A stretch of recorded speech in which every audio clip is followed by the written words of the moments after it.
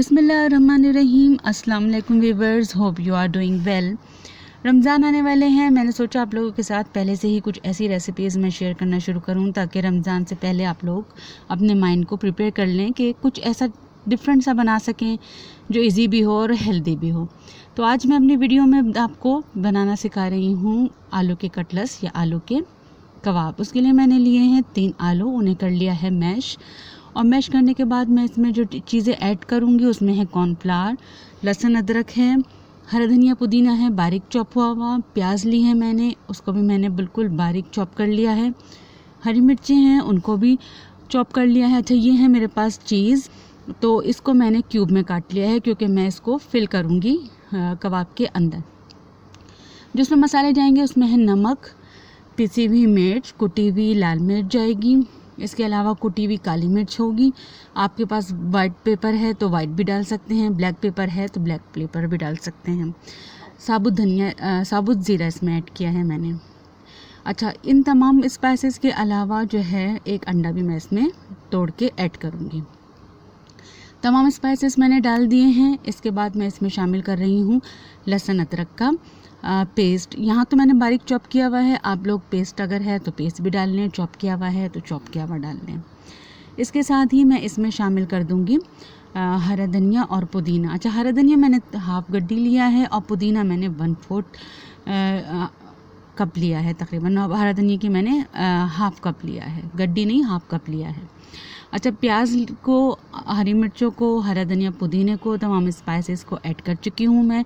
यहाँ पर मैं ऐड कर रही हूँ कॉर्नफ्लावर के बाद मैं इसमें ऐड कर दूँगी एक अंडा और इन तमाम चीज़ों को अच्छी तरीके से कर लूँगी मैं मिक्स करने के बाद ये रेडी हो जाएगा मेरा कटलेट्स के लिए।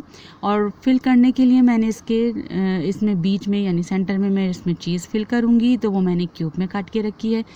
अगर आपके पास चीज़ स्लाइस हैं तो आप उसको भी इसमें आराम से फिल कर सकते हैं। आप उन्हें छोटा छोटा चॉप कर लें और उसमें फिल कर दें, या फिर आप उसको बंद कर लें, वैसे ही फोल्ड कर लें, क्यूब की तरह से बना लें या बॉल की तरह से बना लें, तो वो भी इजीली इसके अंदर ऐड हो सकता है। अच्छा, यहाँ पर मैंने जो है क्यूब में कट करके रखा हुआ है चीज़, तो मैं इसको थोड़ा सा मोटा बना रही हूँ कबाब को। आप जिस भी शेप का बनाना चाहें कटलेट्स या कबाब, आप उसी शेप का बना लें।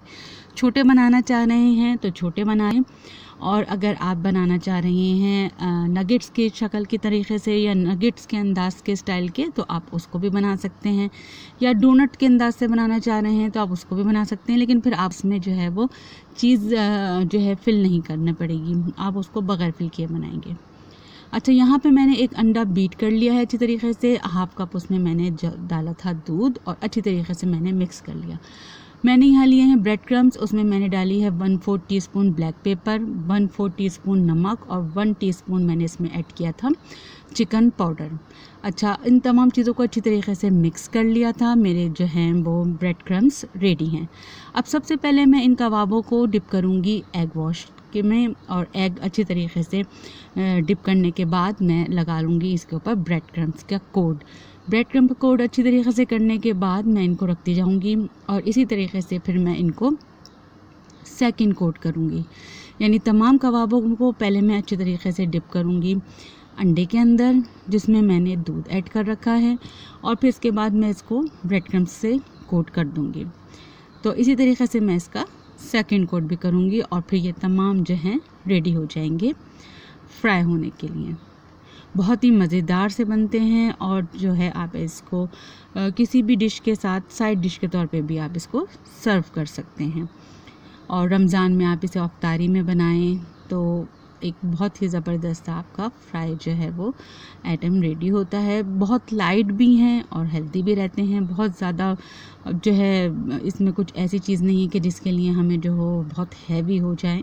और इसको जिस तरीके से मैं फ्राई करूँगी अपने लिए, तो इस तरीके से तो बिल्कुल भी वो ज़्यादा हैवी नहीं होंगे। लेकिन अगर आप इसको थोड़ा डीप फ्राई करेंगे तो फिर भी इतना ज़्यादा हैवी तो नहीं होंगे, क्योंकि अगर आप बहुत थोड़े ऑयल में, जैसे देख रहे हैं कि मैंने बहुत थोड़ा ऑयल डाला है पैन के अंदर, तो मैं इसको कर रही हूँ शैलो फ्राई। एक तरफ से जब अच्छी तरीके से ये फ्राई होंगे तो उसके बाद मैं इनको कर दूँगी टर्न, और टर्न करने के बाद फिर मैं इनको कर लूँगी फ्राई। अच्छा, मैंने यहाँ डीप फ्राई नहीं किया है। आप अगर इसको डीप फ्राई करना चाह रहे हैं तो आप इसे डीप फ्राई भी कर लें, तो बहुत इजीली हो जाएंगे। और अगर आप बीच में इसके आप चीज़ फिल कर रहे हैं तो फिर आप जो है थोड़ा सा इसको कबाब को मोटा रखिएगा, ताकि चीज़ जो है वो मेल्ट होके बाहर ना आ जाए। अब आप देख रहे हैं कि बहुत अच्छा सा एक तरफ से गोल्डन ब्राउन कलर आ गया है।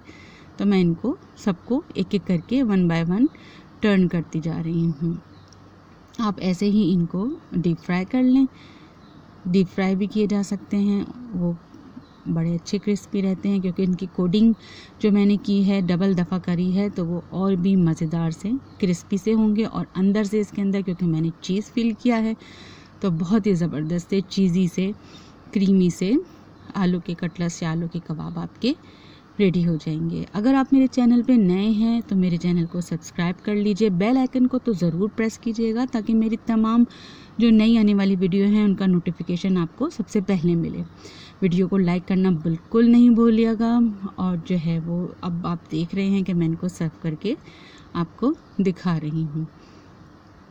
बहुत ही मज़ेदार सी रेसिपी है रमज़ान के लिए भी, और आम आप इसे टी टाइम के तौर पे भी यूज़ कर सकते हैं। एज अ साइड डिश भी आप इसे किसी भी डिश के साथ सर्व कर सकते हैं, दावत में भी। अब मैं इनको कर रही हूँ डेकोरेट बड़े ही मज़ेदार से चीज़ स्लाइस के साथ, कैरेट के साथ और मिंट के लीफ के साथ। देखने में भी प्रेजेंटेशन ऐसी होनी चाहिए कि चीज़ जो है वो खाने का फ़ौरन दिल चाहे।